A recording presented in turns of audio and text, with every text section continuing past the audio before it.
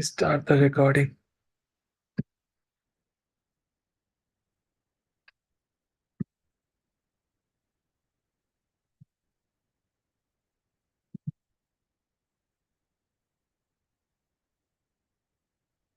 Okay. So, guys, this is a curriculum which we are currently discussing on. Here, last day, what we have done, we are trying to do a migration project for understanding the VPC or the network concept.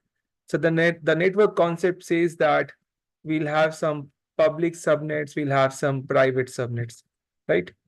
So, public subnet and a private subnet. So, what is the purpose of public subnet? We'll keep some subnet yesterday as we discussed that it is nothing but sub network. Like it is like you purchase a home and you will divide it into multiple section, some public area, maybe drawing room or some other, like whenever guest will come you will ask them to, you'll invite them and you will keep them here, correct? And then there are some private area, correct? So it's like, if suppose if you have a hotel, you will keep your restaurants and other things like any sports park here, and your rooms will be in this private area.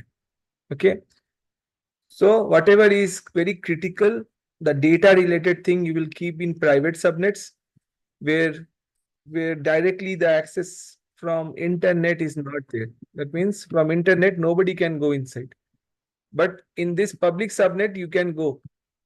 So in the data center there will be two areas.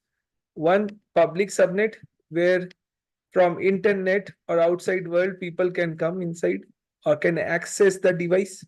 So this is device, right? So they can access the device, and private areas where they will not be able to access the device. Okay, so this is not allowed directly. So directly it is not allowed. But then if you want to access the data, okay, fine. You need to go through this pathway. First, you need to go to proxy server. Proxy server will send a request to to the application server, and then application server will send a request to the database. So this is like a pathway, correct? So we need to follow that path. Now with this understanding, we created yesterday one VPC, one public, one in the public cloud provider. As we are doing a migration project, we created a VPC, uh, a virtual private cloud, correct? We created the VPC. We have also seen the calculation of VPC, that to calculate a VPC, first of all, we need to go to the network team. We will have to ask them the free IP range, whatever is free. Suppose if they give this, and then we need one more thing, that how many devices we need to have in our new VPC. So currently we do have lot of devices which is there in our on-premise, and we are spending around suppose $40,000 per month. But then now as we are moving to cloud, how many devices will be here in this particular data center or in this VPC? So we need to know that. So maybe suppose if there are 200 here, it should be 200 here. So we will write that 200 and we will keep doing this mathematical calculation where we will do 2 to the power 0, 1, 2 and something to do 2 to the power, which will give me an output which is more than the desired value, which is 200.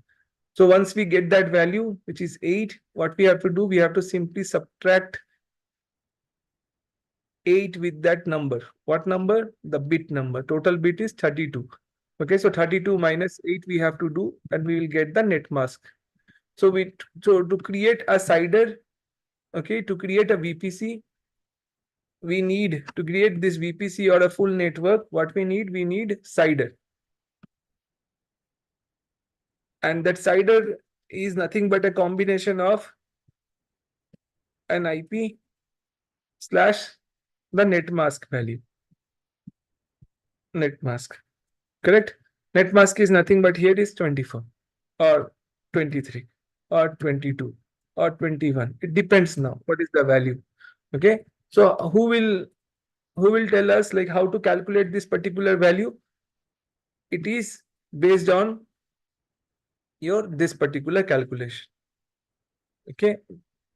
The X. We need to find out the X value. How we to calculate? First of all, identify how many devices and then keep doing this 2 to the power, then subtract with 8 because 8 is coming and giving that 256.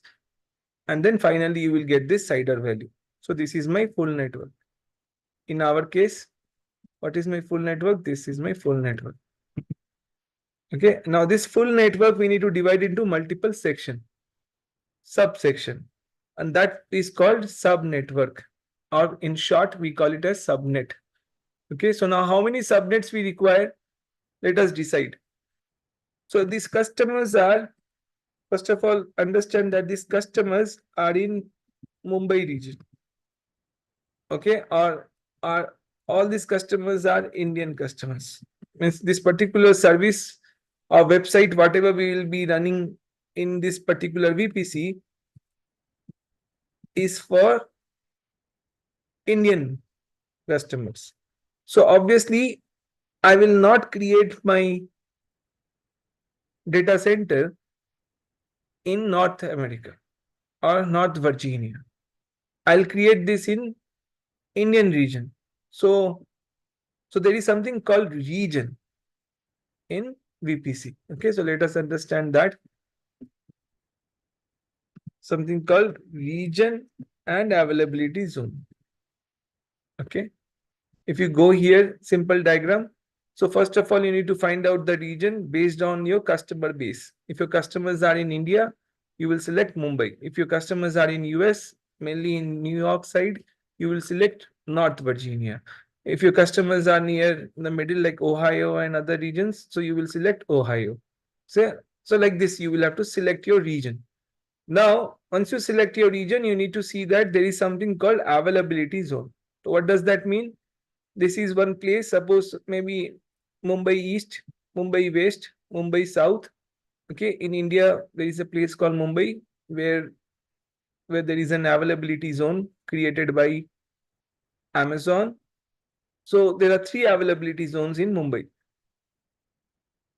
And each availability zone will have more than or equal to 2 data centers. Okay, it can be more than or it can be equal to 2 data centers. So that means data center, it will be kind of a big building. Let's see. I hope some of you might have seen data center image. Okay, this is kind of a data center. So this kind of building will be there where lot of computers they will deploy. Okay, these are nothing but one servers, physical servers on a rack. So all these are data centers where your hosting will be done. Hosting will be done. What we are hosting, some web applications, some database, some softwares which will be hosting here. Fine. So every availability zone will have more than one data center. Okay. So now there are 3. All these are, if you see, connected by low latency fiber connectivity, so that the data can be transferred from one availability zone to another availability zone faster. Can anybody tell me why do you think they might have connected this availability zones through a fiber connectivity? Why they have to invest this much money? For seamless connectivity, Seamless connectivity. high availability. Yes. Okay, high availability. Any other reason? Why do you think you will have 2 laptops with you? You can connect through Wi-Fi. Okay, a Bluetooth, those 2 devices, or you can have fiber connectivity, or you can have wired connectivity. LAN cable you can use and you can connect those 2 laptops.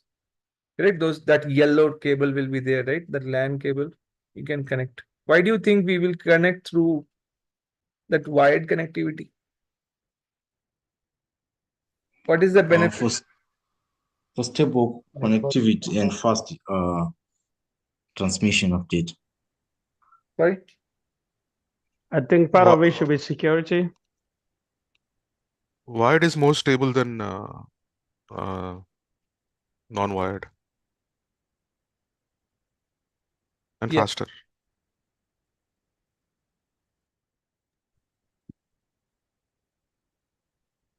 Right. I think So, we can restrict. so for the- faster data transfer. So what is the name availability zone? So think that you will keep one of your server here and another server here. Okay, one server will be in this Mumbai East and another server here. Suppose if there is a power outage or something happened, okay, the data, the transaction which is happening here, okay, can be transferred quickly here because of coherence and other. You can create a cluster between all this, and that will be faster. The data transfer rate will be faster, because of which we are connecting through fiber. And now again, it will be stable. If it is that Bluetooth or Wi-Fi kind of thing, wireless kind of thing, there will be a disruption. We don't want that. So that is why low latency fiber connectivity. Okay, clear. Now, why am I actually discussing this? Because you need to understand, before you create an architecture diagram, you should understand that when you scale your service, you should scale across availability zone. Okay, so think that you have a website kind of flipkart.com or a ebay.com. So if you have a website like that, or netflix.com, right? So if you're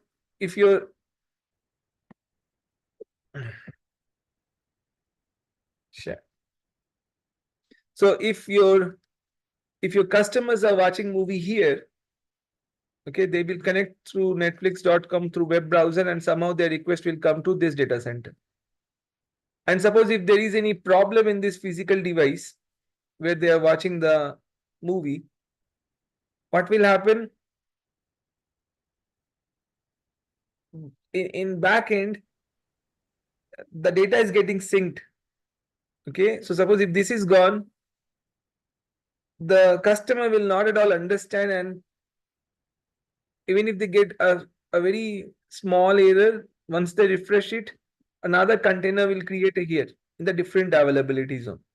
So there will be high availability. So somebody answered high availability. Okay, so there will be high availability when you create your service across availability zone. Okay, so Amazon is investing a lot of money in creating these availability zones for you. It is your duty as a DevOps engineer to design an architecture in such a way so that you will have high available architecture, so that you can scale your application. So like this, there is one availability zone, another availability zone. See here, there is a load balancer. So one request is going here, another request is going here. So in case this particular server is down, no problem. All requests will go here, keep going here in this availability zone. So this is the benefit of using availability zone. So I hope you all understood the reason behind using a region. Why we say, what is the reason? Why should we select region?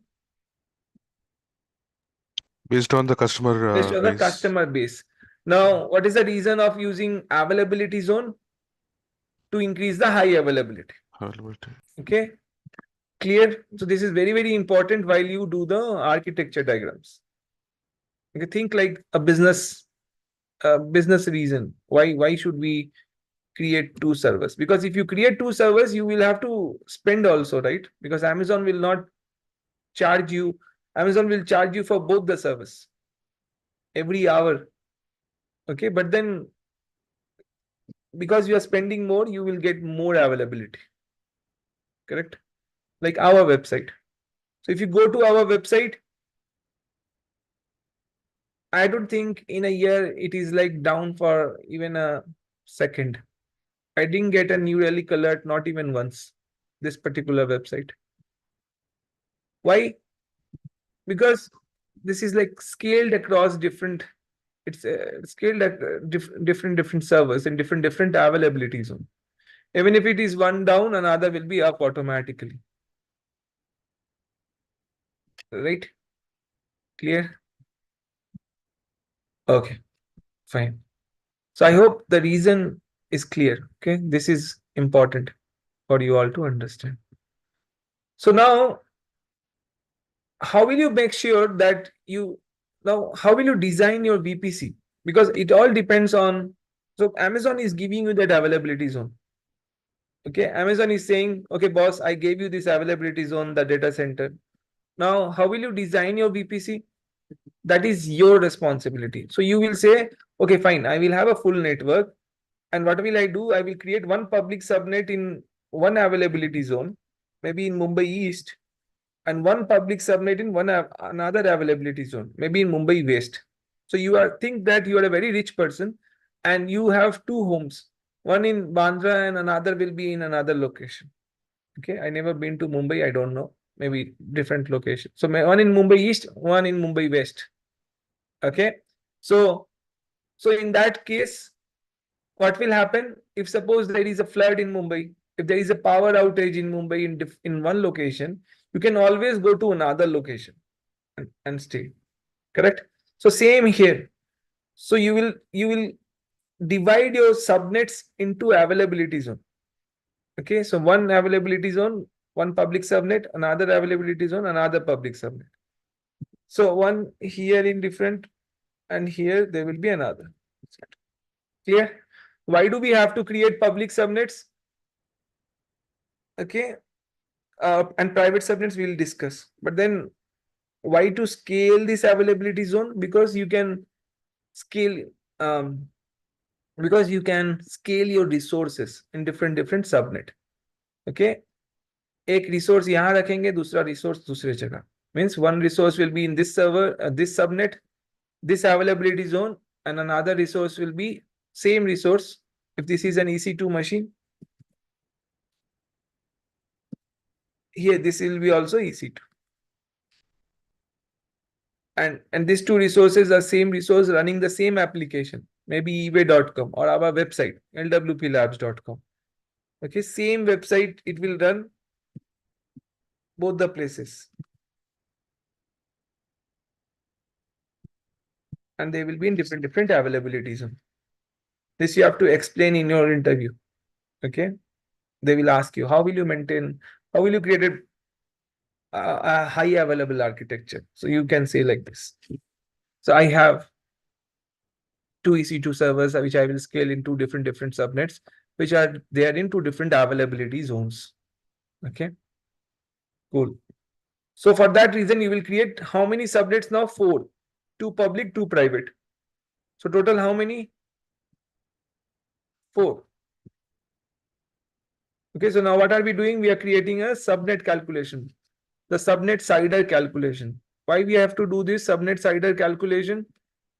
If you go to this VPC document, VPC, this particular console, again, the one which we were doing yesterday.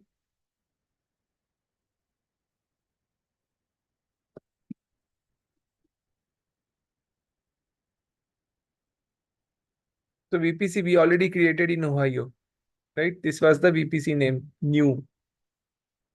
Now we need to divide this full network, this big chunk of land, into multiple subnetwork, right? So we'll click on subnet.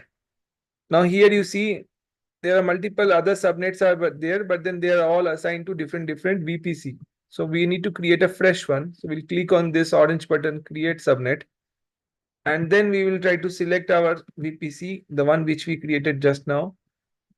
And then we will try to write here, public subnet 1. And then we need to select an availability zone. So what we will select, maybe Ohio, US is 2A. This is suppose Mumbai, Ohio West. Okay. Now here you see this is my VPC sider. But then it is asking you to give here the subnet sider. So how to calculate that? That you will be doing with the help of this small thing. So first of all, you need to find out how many subnets you need based on your architecture diagram. It is not that easy that, okay, you can think in one shot that, okay, I will have 4 subnets. In different company, different architectures are there. They may be having two more subnets for different app, maybe for running a Lambda function or for running some different application. Okay, they can create 6 also. So even if they create 6, suppose we'll start with 4 and then I will show you for 6. So if suppose it is 4, we will keep doing again 2 to the power 0. 2 to the power 0, 1, 2, and 2 will give you 4. Simple calculation. Now as we get these 2, what we will do? From the top, what we have got this one. So now what we will have to do, we'll have to do 24 plus this 2. And this will give me 26. And this will give me 24. And this is my subnet calculation. So this is my net mask and this is my subnet mask. Okay. Fine. Now this is my subnet calculation. Simple. Now what we have to do, we have to go to Google and we have to type IP calculator. Once we type this, we can click on this IP calculator and we will see that this particular website will open. Now here what we will have to do, we will have to copy this IP and we'll have to paste here. And then it is asking net mask value. So what is the net mask value? 24. We'll write 24. What is the subnet mask value? We will have to write 26, which is this. Everybody understood, like you all got it, like how to calculate this, why it is 26. Anyone who didn't understand this? Anyone? Let me know. How we got this 26? Everyone understood? Excuse me 1 second. So for subnet, correct? Mm-hmm. So 2 raised to the power 4 is what? 2 to the power 2 is 4. Okay. So here we are giving this, copying from here, cider value, which we are pasting. And then what we will do, we'll write hyphen and then 24, this net mask plus this value, 2 digit. So this is my subnet total value. Understood? But I thought last time you said 32, we were supposed to minus 32 minus. That is for VPC calculation. Oh, okay. This is for subnet cider. All If right. you want to calculate VPC cider, 32 minus. Okay. This is for subnet. All right. Thank you. I understand it's a little confusing ways, but then maybe. Okay. Okay. Everybody understood. Sangamitra, what's your status? You understood this concept? Yeah. Okay. Yeah, I can understand a little bit. Okay. Vinay? Yes, Rahul. I understood that. Got it right? Okay. So this is very simple thing, okay? You all have to, it's not that you have to do, don't think that once you go to your company and you have to do this from the very first day. Very rarely you will do this subnet calculation. All these things, network team will give you over mail. They will give you over mail, okay, this is your subnet cider. Okay.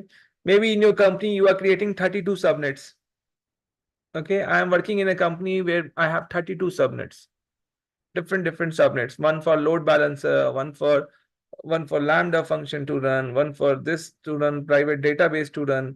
Okay, so they will be, again, there are, if you see here, I'm just mentioning 2 public, 2 private, but in private also there are multiple classification. Some private will be for RDS to run, some private will be for EC2 to run, some private will be for pods to run, Kubernetes pods. Okay, so we'll have to see once we do this kind of architecture in our class. Okay, ultimately we need to do this architecture diagram, not in this class, but in our advanced classes. Okay, this kind of architecture diagram where we'll have these pods, multiple, we'll have to create the VPC here, see here VPC, and then we'll try to run this private subnets in the EKS cluster. Again, here you see the code build will be running, that will also require a subnet. So different kind of subnets will be there. For now, going with a very simple architecture, 2 public, 2 private.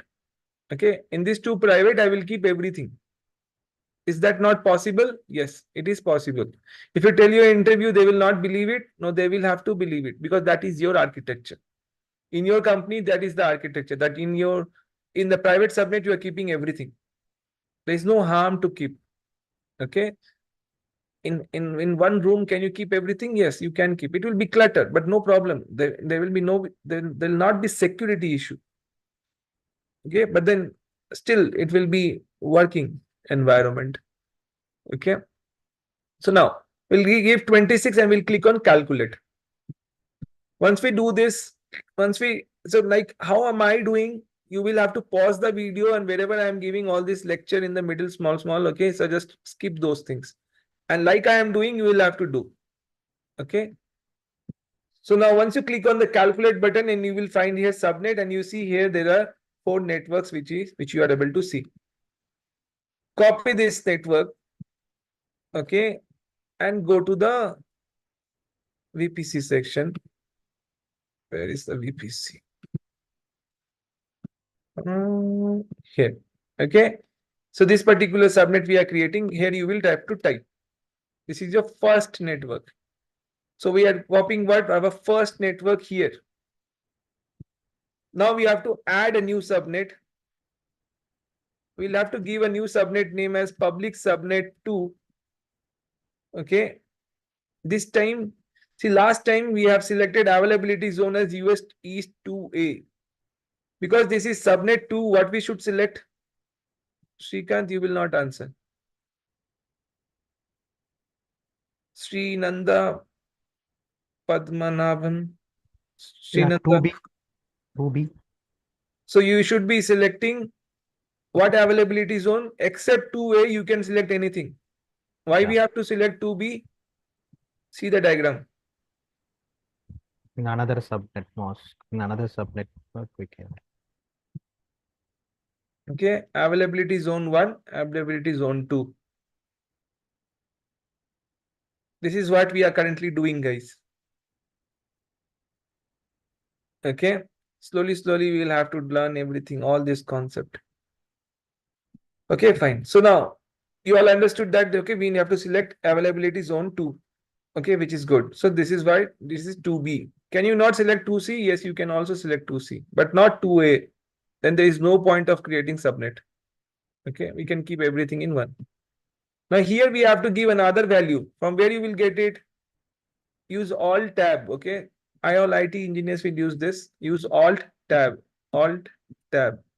Go here and copy this second thing. Control C, paste. Now add new subnet. This time what we will do, we'll try to name it as private subnet 1.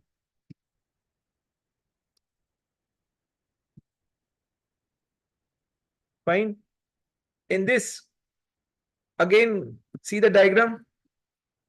My private is also in availability zone 1. Right? So now what we have to do? You have to select USD 2A only, because here you see in public also, public subnet 1 is also in 2A, right? See the diagram? Public subnet 1 and private subnet 1 are in availability zone 1. So that is why we will select 2A. So here we have to give the CIDR block. What we will be giving? Copy the third one. Paste. Done. Now we'll have to add a new subnet. This time what we will do, we'll try to copy this again. We'll paste it. We'll try to give 2. Private subnet 2. Again, this time we will have to select 2B. Whatever is selected here. 2B. In public subnet 2, 2B. So similarly, private subnet 2 also we will select 2B. So currently, how we are creating all these things manually, you will have to do all these things with the help of Terraform later. When you will be doing this, when we go and do this project, this VPC you will create with the help of a script. You will code it. Okay. You will not do this manually through console. So this is called AWS console. So currently I am using this VPC console to do this. See VPC console, AWS console. This is called UI, user interface. And we are doing it. If you have to create one VPC, maybe you can create this. But then if you have to create it, delete it, and all those things, you have to create 20 VPCs later. You will create a Terraform module. And you will have to know how to create Terraform module and all those other automation tool you need to learn. Okay. So in DevOps, there are multiple tools which you need to study and implement. Okay. And all those things will come in our future classes. But then all those things, whatever you will be doing, it depends on this foundation, whatever currently we are doing. No one can do coding without understanding this concept. And if you are doing it, you are a fool. Obviously, you will not be able to answer things when in interview people are asking you. You will think that, okay, you are doing copy paste, but then when you go and work, you will understand that things are changed, different, right? So that is why this concept, this foundation is very, very important, whatever we are currently doing. So the fourth cider on this IP calculator, we will copy. So there are four cider which we got, 4 network. So this whole network 10.15.0.0/24, the full network 254 IPs you can see here. All these other IPs are blocked, but then this 254 IPs are there. In this 254 IPs, now see, first subnet will have 62, another subnet will have 62, another subnet will have like this. We have how many subnets? 4 subnets, and we got 248 IPs. Okay, because again there will be some blocked. Each subnet we will block the broadcast IP and the other IP. So 2 IPs will be blocked. 2 IPs will be blocked here. 2 IPs will be blocked here. Like this. Total 8 IPs will be blocked. And here there are 2. Okay, that is why we will get some 248 or some value. Okay, that mathematical calculation we have to do. Okay, fine. So now with this we understood that we will copy all those 4 IPs and different name. And once we have done that, just click on this create subnet. And now you see your subnets are created. Where it is created? In this new VPC. Okay. You can always drag these things. So now you see public subnet 1, you got this IP. Private subnet 1, you got this IP. Public subnet 2, you are getting this IP. Private subnet 2, you are getting this IP. Cool. 4 subnets, 4 IP range. Okay. Everything is in this particular VPC. Big hotel. Multiple sections. Partition of that hotel. Okay. Now, just writing a name public subnet will not make it public. Correct? What does that mean? I name it as public. Will it become public? If I name it as private, will it become private? No. Okay. So I have to keep some security guard here who can make sure that it will not allow anyone from outside. If they do like that, those security guards, then I will say that okay, it's a private. So I will assign 2 security guard, and I will give this 2 security guard one cheat, one rule book. And I will say, okay, security guard 1 I will give the name of this security guard as public route table. Okay, public route table. And this one I will write as private route table. So there are how many security guard? 2. So we call it as route table. Here you see route table, third one. So now these route tables we will have to create, and we need to assign those route table the area which they need to secure or maintain. Okay. So there are two route table, and now I have to associate. Okay, I have to associate this thing. You need to remember this word. This is called subnet association. Here you see subnet association. So now you see here um there is a subnet here. Sorry, there is a route table here. LWP labs new. Okay, this particular route table is automatically created when we created the VPC. I have not created this particular route table. I just created this VPC, and this route table automatically created. This is called main route table. So when you create a VPC, route table will be created. One route table will be created. Okay, so out of this two security guard, one is created. So let me name this as public route table. If you want to use this, use. Otherwise, if you wish, if you want to create a new one, you can also create that. So I will just write it as public route table, name as LWP labs new, so that I know that this is for this particular VPC, because there are many, right? So public route table. Fine. This route table I need to associate. As I told you, this particular route table will be like a security guard which need to maintain these two subnets. So I need to associate. This is important for you to write Terraform script later. That once after you create the route table, you need to associate the subnets. Okay, so you will have to click on subnet association. So, and then you will have to check this too. Public subnet 1, public subnet 2, and save. So what are you saying? You are saying that, okay, security guard maintain this two area. Fine. Now, as I told you, if you just say, okay, maintain these two area, it will not work like that. You need to give them a rule book. How you have to maintain, what you have to do. Will you be allowing anybody to come inside, or will you not be allowing it? Okay, so because the name is public, with this we understand that it's a public area. I will allow everybody to come in. Okay, if anybody is coming from outside, it is a non-secure zone. If anybody is coming from outside, let them in. No problem. Allow them inside. Making sense, guys? Are you all getting it? Anybody who didn't understand, ask me question now. So if anybody is coming to this particular zone, let them allow.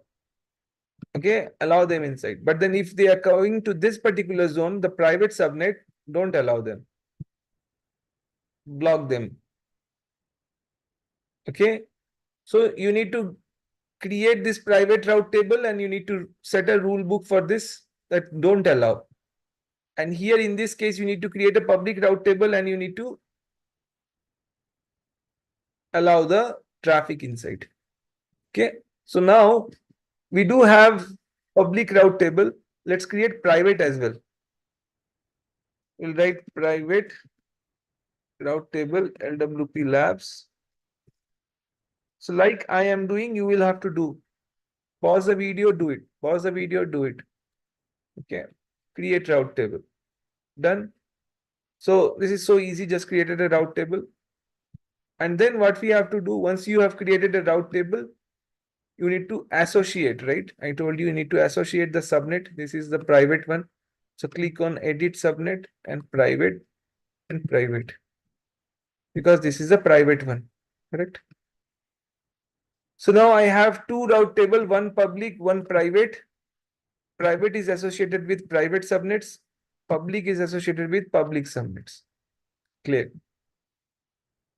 Now we need to set a rule for this. So when you click on the rule is called route. Okay, route rules for route table. So route table is nothing but will have certain set of rules which you need to write here. By default, if you see, there is a rule which is already present. Can anybody tell me what do you think? What is this rule doing?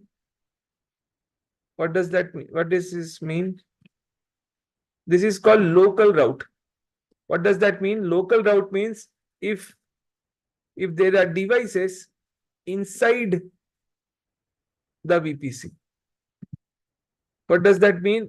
It means that if there are devices like this and they want to connect here, and if there are devices like this which want to connect here, can they do that? Yes, they will be able to connect. Can this device connect here? Yes. Can this device connect here? Can connect here? Yes. So all these devices are having access. Okay, so this is called local route. So which is by default already added. Now what you have to do, you have to add one rule which says that what is the rule for outside network? That okay, if suppose something is coming from outside, will you allow? And if you allow, how will you allow? Because this is the name says that this is VPC, which is called virtual private cloud. Now, if this is private, how will you allow anybody to come inside? Or how will they come inside? Okay, so for this, you need to have a gate. So think that you are staying in a community, and that community is having a main gate from where anybody can come inside or go. Correct? So there should be a main gate, which you need to create and attach it to your VPC. And that main gate is called IGW, which is nothing but called Internet Gateway. A gateway for internet. That means if you want to go outside, how will you go? Through Internet Gateway. Now, if you want to come inside, how will you come? Through Internet Gateway. So if you want that internet connectivity to your VPC, you need to create this Internet Gateway and assign it. So let's assign. So we'll try to create an Internet Gateway. We'll click on Internet Gateway.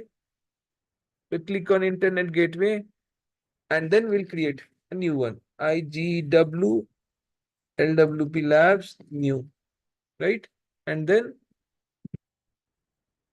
we'll try to create Internet Gateway. Once you create this, is this attached? No. If you see here, this is detached yet.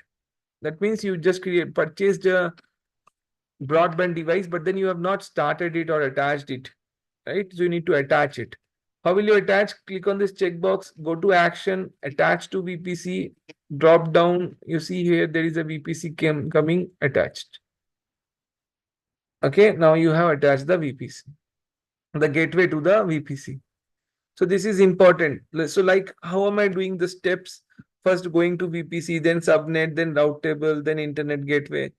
All these things you need to do, okay, same way, while coding as well, while writing the Terraform code as well.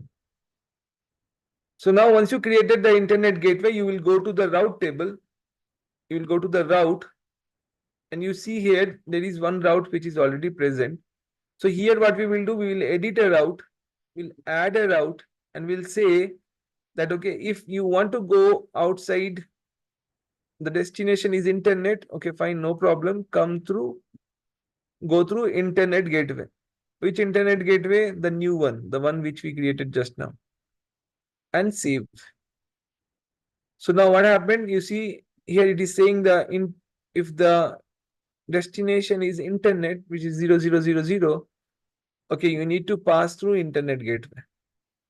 Now you see this will be attached to your VPC, and this will be again attached to your route table. Okay. And now your route table have that rule that, okay, fine, if I have to connect to this particular server, I will go through local route, this particular rule. But then if suppose somebody wants to connect from outside, if this customer wants to connect from outside, so then they need to go to IGW, and then from IGW, they will come inside. If I have to go outside, I have to go to IGW, and then from IGW only, I will have to go outside. Clear till this? So internet gateway is like main door of your community. If you're staying in a gated community, that is the main gate of your society. Okay. Yeah, Rahul, one more question here. So we gone through the internet gateway. We can able to access the public and private as well, right? No, private nahi kar sakte na. We'll see. How will you do private? You can access private, but how will you do? First, you need to go to public, and from that public, you will have to go to private. Okay. You have to go through that proxy. Am I making sense? You have to go through this particular device. There should be some jump server kind of thing. Okay, so this particular thing or concept is called as, maybe we will study here how to create jump server, or we call it as bastion host. Yeah.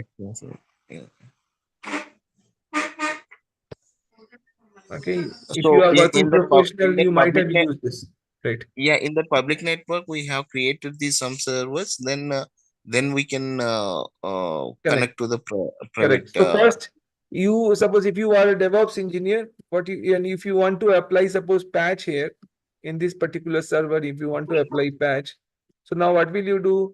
So first you will go and connect to this particular jump server, and then the jump server, from this jump server, you will connect to the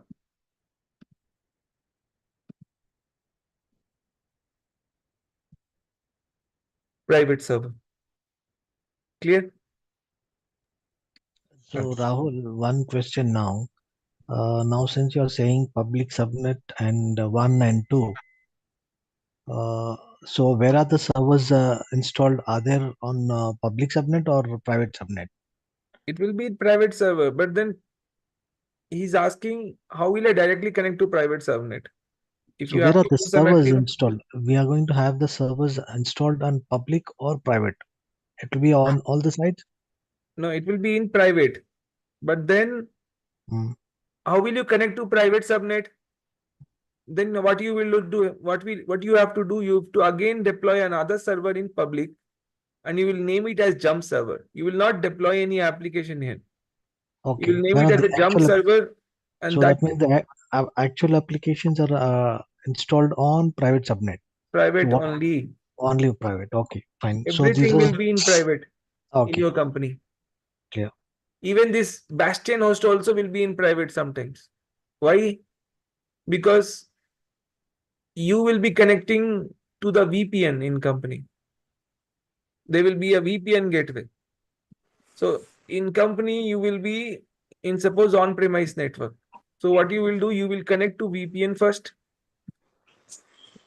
and that VPN will have that connectivity to the private. It's called a site-to-site VPN, right, Rahul? Yeah, the VPN gateway should be there here attached. So now you are going through IGW, then we should go through VPN gateway. Here, a VPN gateway will be there.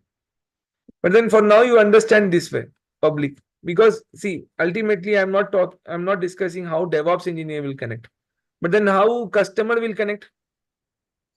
If customer is typing, suppose, https lwplabs.com, which is my website.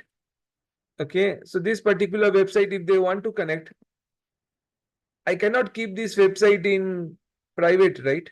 If I keep this website in private, how you all can open this website? You cannot open this website, correct? Because if this is in private, अगर ये private में होगा तो open कैसे करोगे? You can't open. You cannot open this website if this is in private. So for that reason, you will create a load balancer here. The diagram which we are doing here. See, you will have internet gateway. Okay, fine. But then you will have to create an ALB in the public subnet. And then this ALB will connect to the private subnets. In this case, in this diagram, we are connected to the public subnet. But then I can also show you by just dropping this arrow down below. Okay, so this ALB will be only in public, So in company, only ALBs will be in public subnet. Except that everything you will keep it in private. Okay, ALB means application load balancer. It's a device. Okay, which you will be again creating. In our class also we will do this. In this 6 real-time project. ALB we will do. Okay. Cool, guys. So I hope this is understood. Now, what are we doing? Let me just follow me, whatever we are doing currently, and you will see that you will understand in few minutes everything. So for now, what we will do, we'll try to create an internet gateway and set up the route for the public route table. Okay, later we will try to delete this IGW and we'll see here it is showing active, right? It will show next time black hole. One red color mark will be there when it will be mentioned here black hole. Okay, so then we'll see what all problems you will face when you find here black hole. So those all troubleshooting you need to understand, right? I will create that scenario for you all. And then you all have to do troubleshooting. And you will go here and there, and find out, okay, this is because of that black hole. So a route table we have designed for public route. So which is okay. Now, this means that, okay, if suppose somebody wants to go out from public, they will also go from IGW. And if suppose somebody wants to come in, they will have to go through IGW. So IGW is like main gated community society gate. Going and coming will be from IGW. Okay. Now think a scenario, there is a private subnet where you suppose you are running an application, your website. Okay.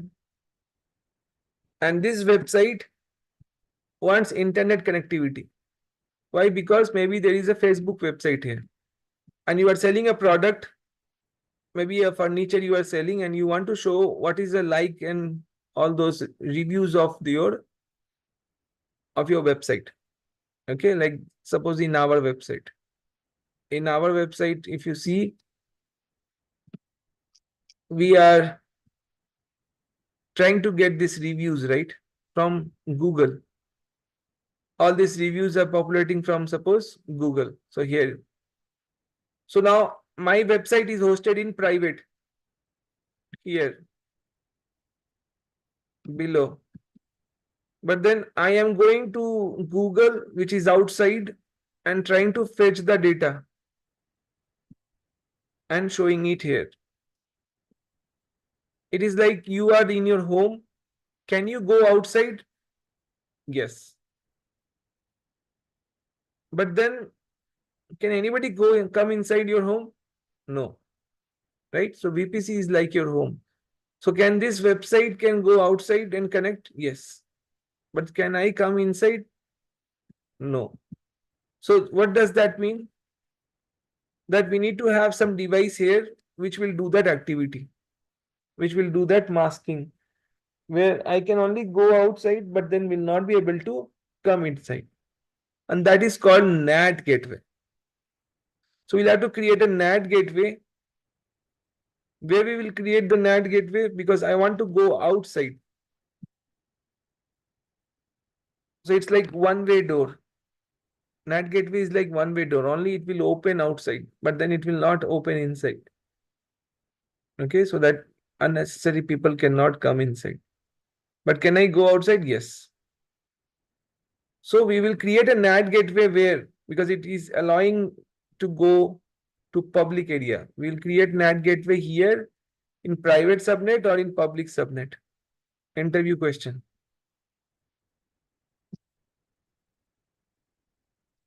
If you want to go outside, where will you keep your home door? Will you keep in private subnet or in public subnet? If you want Public. to go out. So you need to keep it in public area. So don't say in your interview that I will keep the NAT gateway in private. You will keep it in public area. and through which you will be going outside.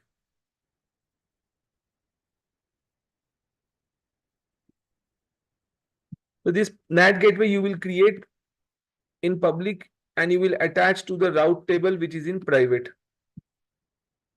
So now let's create a NAT gateway. We'll go to NAT gateway here, NAT gateways, and we will click on create NAT gateway and we'll write a name as LWP Labs NAT. NAT is not free service. It will charge you 18 rupees, Indian rupees per hour. So don't forget to delete this once you create. Okay. So now what will you do? You will create in public subnet, right? Because this is NAT gateway. Do not select private. Private we will select in the case of VPN and all those. So we'll select public area. And then we'll have to give an elastic IP to it.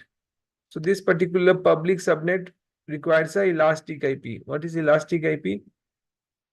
Elastic IP is a static IP. So this NAT gateway requires a static IP, so because of which you are creating an elastic IP. And then clicking on NAT gateway. That's it, done. Now once this NAT gateway is created, what you have to do? You have to attach it to the route table.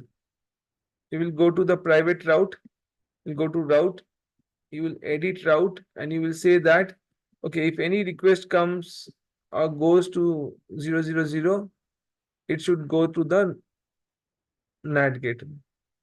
Which NAT gateway? The one which you just now created. It's not coming. Let's see why.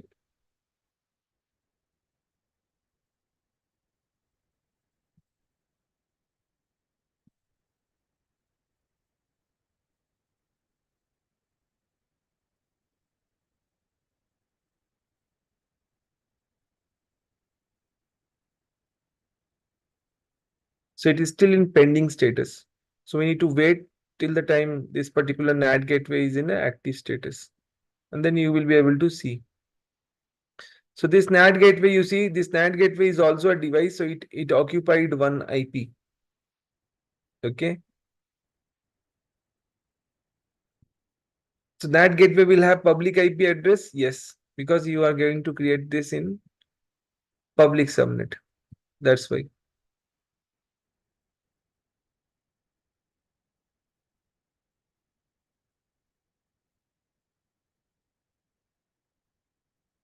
Till now, any doubt? What exactly we are doing? Why exactly we are doing? So NAT gateway is like one-way flyover. You can only go outside, but then nobody will be able to come inside. So if I want to go outside, that means I want to go to 000 internet. So that's why I will have to keep NAT gateway in public subnet. So it is available now. So let's go quickly and create it. We'll write route table, private route table. We'll try to route, edit route, and then we'll try to give here the 0 NAT.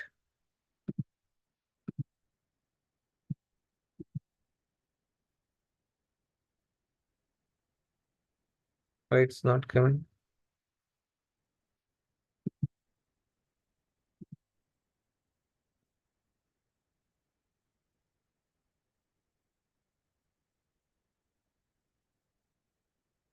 Let's give this. I don't know why it's not coming. Am I creating something, doing something wrong? It should come automatically. It should populate. Okay, NAT gateway.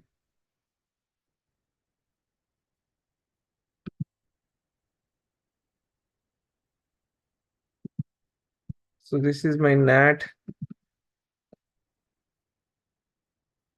which I just now created.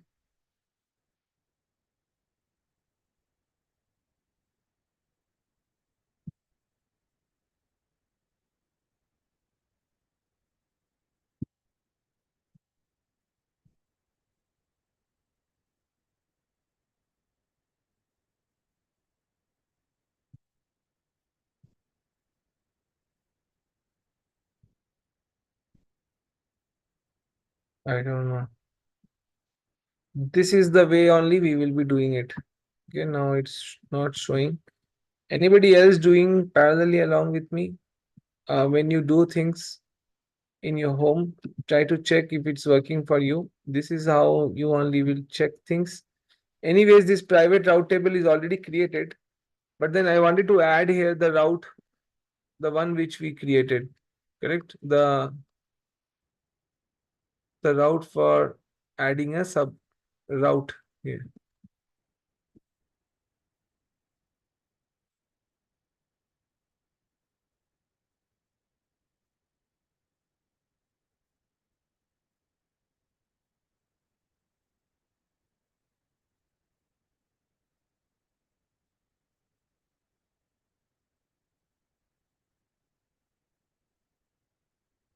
I'm not sure why NAT gateway is not coming at all.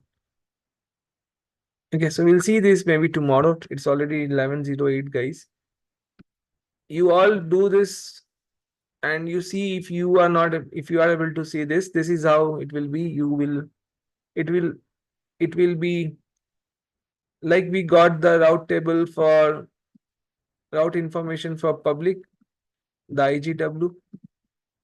Okay, it will be same here, the NAT gateway for private, so that it can go outside, can apply the patches in the server, because these are servers, right? We'll have to apply patches as well. So all these things we'll be doing. Maybe let's meet tomorrow and continue this. I have to check why it's not coming. Okay, ideally it should come for sure. So I'm just saying, finding out.